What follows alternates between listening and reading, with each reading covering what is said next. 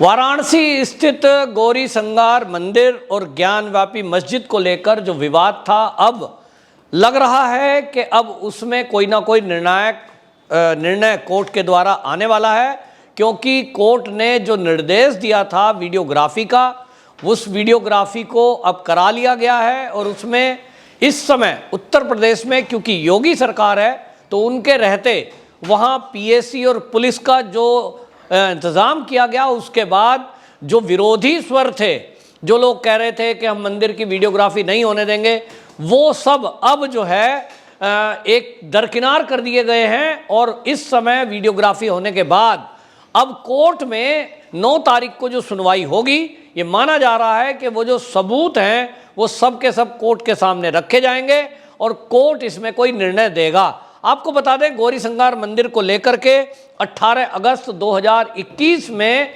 दिल्ली की 5 महिलाओं ने वाराणसी की कोर्ट में एक याचिका दायर की थी और उन्होंने कहा था कि गौरी शंगार मंदिर में हम भोग लगाना चाहते हैं, पूजा करना चाहते हैं, क्योंकि गौरी शंगार मंदिर है, लेकिन इस समय वो मस्जिद परिसर से होकर गुजरता है, इसलिए हमें वहाँ जाने की अनुमति दी जाए और उसके लिए सुरक्षा का इंतज़ाम भी किया जाए। इस बात को लेकर के आपको बता दें, दिल्ली की रहने वाली राखी सिंह के नेतृत्व में वो 5 महिलाओं ने मां श्रृंगार गौरी और भगवान गणेश, भगवान हनुमान और आदि विश्वेश्वर ये और नंदी जी, ये वहाँ जो मूर्तियाँ हैं उनकी पूजा और भोग लगाने की अनुमति कोर्ट से मांगी थी। कोर्ट ने इस मामले में जब ये देखा कि ये जो है मस्जिद परिसर का चबूतरा जो है उसमें ये मूर्तियाँ हैं, तो इसमें ये जरूरी बना कि ये देखा जाए क्या मस्जिद के अंदर मंदिर के अवशेष हैं। दावा ये भी किया जा रहा है कि मस्जिद की गुम्मद के नीचे मंदिर की तोड़ी हुई मूर्तियां और शिवलिंग ये भी स्थित हैं। और इस सब को लेकर के जब कोर्ट में केस गया था, तब से वहाँ एक ताला बंद है और आज के समय में उस ताले की जो चाबी है वो वाराणसी के डीएम और एक जो है वो मस्जिद की जो समिति है, एक चाबी उसके पास है। और ये तय हुआ था कि दोनों की सहमति के बाद इस ताले को खोलकर कभी आवश्यकता पड़ने पर देखा जा सकता है। अब कोर्ट ने आदेश दिया है, तो कोर्ट के आदेश के बाद अब ये देखने की बात है कि क्या इस ताले को खोलकर उन अवशेषों को भी देखा जाएगा जो मंदिर की मूर्तियों को तोड़कर गुम्मद के नीचे दबाया गया है। यहाँ आपको एक और बात बता दूं कि जो मस्जिद के पक्षकार हैं वो लगातार वीडियोग्राफी का विरोध कर रहे थे और गुम्मद के नीचे जो तहखाना है उसका ताला खोलने के लिए भी वो विरोध कर रहे थे। उनका कहना था कि हम तहखाने का ताला नहीं खोलने देंगे, लेकिन शासन और प्रशासन और स्थानीय लोगों का कहना यह है कि आखिरकार ऐसा क्या है उस तहखाने में जो ये मस्जिद के जो पक्षकार के वकील हैं, ये अभयनाथ यादव, ये लगातार इसका विरोध क्यों कर रहे हैं? क्या इनको खतरा है कि इसकी पोल खुल जाएगी कि मंदिर को तोड़कर मस्जिद बनाई गई थी? ये औरंगजेब के ज़माने का हुआ, ये एक तहस नहस करके मंदिर के ऊपर मस्जिद बनाई गई थी। तो आज के समय में देश की आज़ादी को भी 75 साल हो गए, इसके पहले 200 साल अंग्रेज यहाँ शासन कर गए। आखिरकार ये जो आक्रमणकारी इस देश में आए थे, उनके जो किए गए पाप थे, उसके कलंकों को क्यों नहीं मिटाने देना चाहते? इसको लेकर के विवाद हमेशा से रहा है। इसी तरह हमने देखा कि ये विवाद राम जन्मभूमि और कृष्ण जन्मभूमि को लेकर भी था। संपूर्ण हिंदू समाज और विश्व हिंदू परिषद ने यह कहा कि इस देश में आक्रमणकारियों ने हजारों मंदिरों को विध्वंस किया, लेकिन हम प्रमुख रूप से 3 मंदिरों की मांग करते हैं। इसमें राम जन्मभूमि, कृष्ण जन्मभूमि और गौरी शंगार मंदिर, जो ये जिसमें ज्ञानव्यापी मस्जिद को बनाया गया। अब इसको लेकर के पूरा का पूरा ये प्रांगण में वीडियोग्राफी होनी थी और इसके बाहर की दीवार को लेकर के ये कहा गया कि जो गौरी शंगार मंदिर है, इसकी जो मूर्ति है, इसको लेकर के आपको बता दें, जो मंदिर की समिति है अंजुमन इत्तेजामिया मस्जिद की, देवी देवताओं को जो मूर्ति है उनको चोट पहुंचाना, तोड़ना या उनको नुकसान पहुंचाने से रोकने के लिए भी दिल्ली की जो राखी सिंह हैं उन्होंने कोर्ट में ये भी कहा था कि जो मस्जिद की दीवारों पर गौरी श्रृंगार मंदिर का अवशेष हैं, जो गौरी श्रृंगार की मूर्ति है, उनको कोई नुकसान ना पहुंचे, उनको कोई तोड़े नहीं, उनकी स्थिति को यथास्थिति बनाए रखा जाए। इसके लिए एक वहाँ पर ये मांग की गई थी, कोर्ट से ये मांग की गई थी कि एक एडवोकेट कमिश्नर की नियुक्ति की जाए जो इस सारी स्थितियों का आकलन करे और ये सुनिश्चित करे कि जो भी मस्जिद परिसर में मंदिर के अवशेष हैं उसको नुकसान ना पहुंचे।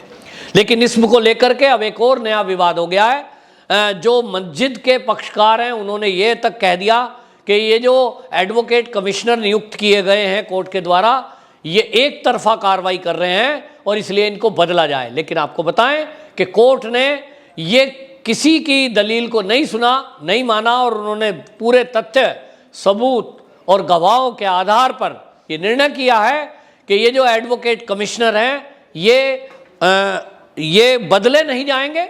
जो अजय हैं, अजय ही इसके एडवोकेट कमिश्नर रहेंगे और उन्हीं की देखभाल में ये सारा वीडियोग्राफी का काम, सबूत इकट्ठा करने का काम, तहखाने की वीडियोग्राफी, तहखाने का ताला खोलना, ये सब काम उनके निगरानी में होंगे।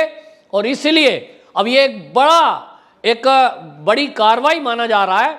और लोगों का कहना यह है कि अगर उत्तर प्रदेश में इस समय योगी सरकार नहीं होती तो जो ये वीडियोग्राफी हुई है, जो ये मस्जिद के अंदर की वीडियोग्राफी होकर और तहखाना खोलने के बाद इसकी वीडियोग्राफी और अवशेष देखने की बात तक हो पाई है, ये संभव ही नहीं थी। जिस तरह से नारेबाजी की गई, जिस तरह से धार्मिक उन्माद फैलाने की कोशिश की गई, इस सब को देखते हुए माना जा रहा था कि जितना बड़ा विरोध हुआ उसके तहत ये माना जा रहा था कि यदि कोई और सरकार होती तो प्रशासन पर दबाव बनाते, लॉ एंड ऑर्डर की सिचुएशन को खतरे में डालते और हो सकता है क्षेत्र में दंगा फैलाते। आपको बता दें कुछ नेता ऐसे हैं जो इस शांतिपूर्वक हुए काम में अभी भी बाधा डालने की कोशिश कर रहे हैं। कुछ लोगों ने वीडियोग्राफी करने पहुंची हुई टीम को लेकर नारेबाजी की, धार्मिक नारे लगाए, लेकिन पुलिस ने उनको वहां से खदेड़ दिया।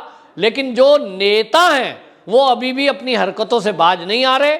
और इसमें ओवैसी ने एक भड़काऊ बयान दिया है और ओवैसी ने कहा कि कोर्ट का फैसला ये हिंसा की तरफ जा रहा है, ये हिंसा को खोलने वाला बताया।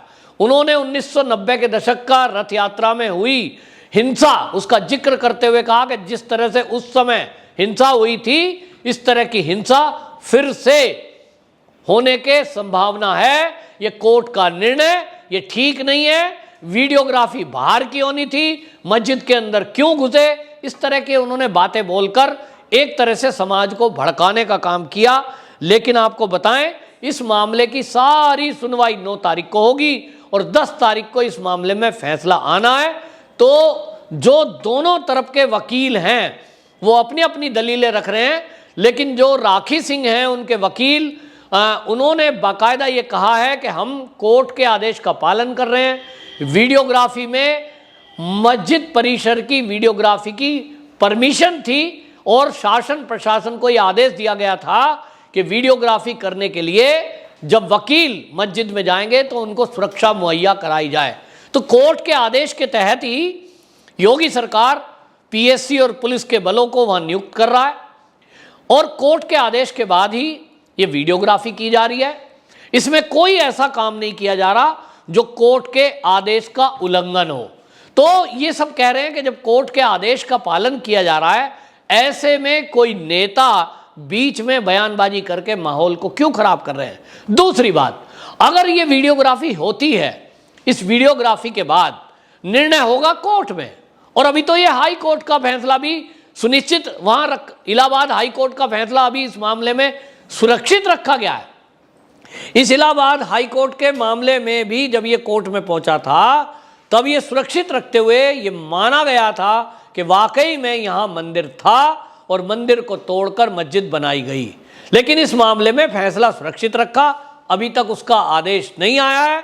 अब ये माना जा रहा है कि जब श्रृंगार गौरी मंदिर का ये पूरा वीडियोग्राफी होने के बाद सबूत तथ्य न्यायालय के सामने रखे जाएंगे, तो न्यायालय अब इस पर बताएगा कि उन्होंने वहां क्या पाया।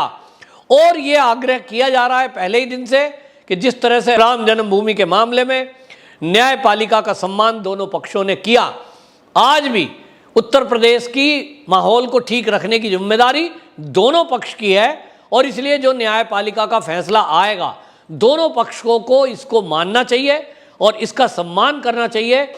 एक तरफ जो आप देखेंगे, काशी के अंदर का एक शब्द है गंगा जमनी तहजीब, और गंगा जमनी तहजीब को लेकर के सब लोग ये कहते हैं कि ये गंगा जमनी तहजीब जो है आपस में मिलकर भाईचारे के साथ दोनों पक्ष के लोग रहते आए हैं, आगे भी रहेंगे। इस माहौल को बिगाड़ना नहीं चाहिए।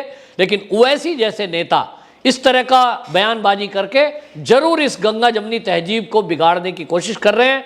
कुछ लोग जो इस तरह की वीडियोग्राफी का विरोध कर रहे थे, इस तरह के मुट्ठी भर लोग न्यायपालिका की ये अवमानना करके कहीं ना कहीं विरोध प्रकट कर रहे थे, जो ये न्यायपालिका का विरोध प्रकट करना माना जाएगा और इसमें अवमानना का केस भी दर्ज हो सकता है। इसीलिए शासन और प्रशासन की तरफ से एक कोशिश की गई कि जो कोर्ट का आदेश है उसका पालन करते हुए ये रिपोर्ट न्यायपालिका के सामने रखी जाए और न्यायपालिका के ऊपर छोड़ दिया जाए कि वह क्या फैसला देता है। उसके बाद आगे की कार्रवाई शासन प्रशासन करेगा और वो जो राखी सिंह जी की एप्लीकेशन थी उस पर आगे फिर कार्रवाई होगी। वंदे मातरम।